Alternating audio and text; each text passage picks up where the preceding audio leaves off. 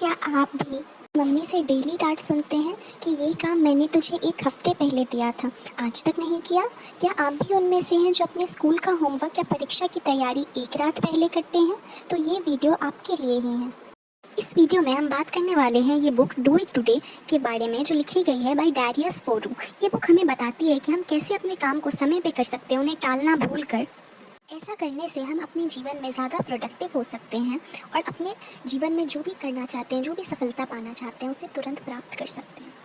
ये बुक से हमें पता चलता है कि हमें अपना काम आज ही कर लेना चाहिए, क्योंकि अगर हम अपना काम कल भी करते हैं तो भी ये काम करना तो हमें ही है। अगर हम अपने काम को टालते हैं तो इससे ना ही सिर्फ हमारा काम एक साथ जमा हो जाता है, बल्कि उसके साथ ही हमारी जो स्ट्रेस है, टेंशन है, ये सब बढ़ जाता है और आखिर में हमें ही करना होता है। इससे हमारे शरीर पर भी प्रभाव पड़ता है। पे करना चाहिए इंटरवल्स के साथ, जैसे आप 3 घंटे का एक स्लॉट लगा सकते हैं, उसके बाद आधे घंटे का ब्रेक ले सकते हैं। उसमें आप खुद को रिचार्ज करें। बट रिचार्ज करने का मतलब ये नहीं है कि अपना फ़ोन उठाकर यूट्यूब स्क्रॉल करें। रिचार्ज करने का मतलब है आप मेडिटेट कर लें, या थोड़ी देर सो जाएं, या थोड़ा आसपास में घूम फिर लें, जिससे आपका दिमाग दोबारा नई चीज़ें अपने दिमाग में डालने के लिए तैयार हो जाए। 3 घंटे पढ़ने के बाद थोड़ी देर की रेस्ट बहुत ज़रूरी होती है हमारे दिमाग के लिए, और फ़ोन स्क्रॉल करने से उसको रेस्ट नहीं मिलता है, बल्कि दिमाग और ड्रेन्ड हो जाता है।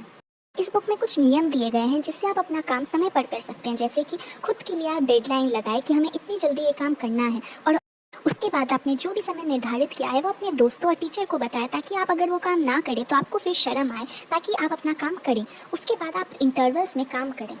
हर दिन आप कम से कम 30 मिनट का व्यायाम करें, एक्सरसाइज करें और हेल्दी डाइट लें, जिससे आपको एनर्जी मिले। सारे डिस्ट्रैक्शंस हटाएं। हम जानते हैं कि हम 21वीं सदी में रहते हैं और फ़ोन को पूरी तरह से हटाना मुमकिन नहीं है, इसलिए उसका कम इस्तेमाल करें। टाइमर लगाएं फ़ोन। इसमें एक बहुत अच्छी बात लिखी गई है, want to be in full control of your life, say no to a million things and yes to a few things that matter. मतलब अगर आपके जीवन को आपको अपने काबू में रखना है तो बहुत सारी चीज़ों को मना करें जो ज़रूरी नहीं है, और उन चीज़ों को हाँ करें जो आपके लिए ज़रूरी है। हम ज़्यादातर अपना समय टेंशन में बिता देते हैं कि क्या हुआ अगर ये हो गया, वो हो गया। बट इसमें लिखी गई है एक बात कि life is too short to worry about things that will never happen. जो होगा ही नहीं उसके बारे में सोचकर अपना जीवन क्यों व्यर्थ करें। There is never a time when distractions will not show up, so train yourself to manage your attention। इसका मतलब ऐसा कोई समय ही नहीं आएगा जब आपके पास डिस्ट्रैक्शन नहीं हो। आपको खुद को मैनेज करना है कि आप कैसे उनसे बाहर निकलें। ऐसा नहीं है कि पहले फ़ोन के पहले डिस्ट्रैक्शन नहीं था, हालांकि फ़ोन एक बहुत बड़ा डिस्ट्रैक्शन है। इसीलिए हमें अपने फ़ोन में हर ऐप में एक टाइम सेट कर लेना चाहिए, जैसे कि आप यूट्यूब मात्र दिन में 2 घंटे देखेंगे, इंस्टाग्राम 3 घंटे चलाएंगे, ऐसे।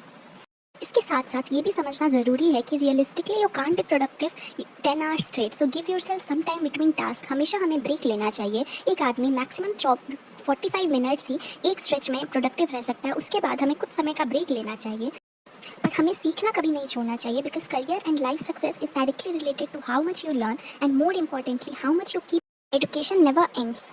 एक और बात जो बहुत अच्छी लगी मुझे उसमें लिखी हुई ये थी कि think of yourself as that you have lived your life, now take what's left and live properly. मतलब आप खुद को मृत मान ले, उसके बाद आप ऐसा सोचें कि आपने अपना जीवन जी लिया है। उसके बाद आपको जो लगे कि ये मैंने नहीं किया, आप वो करें।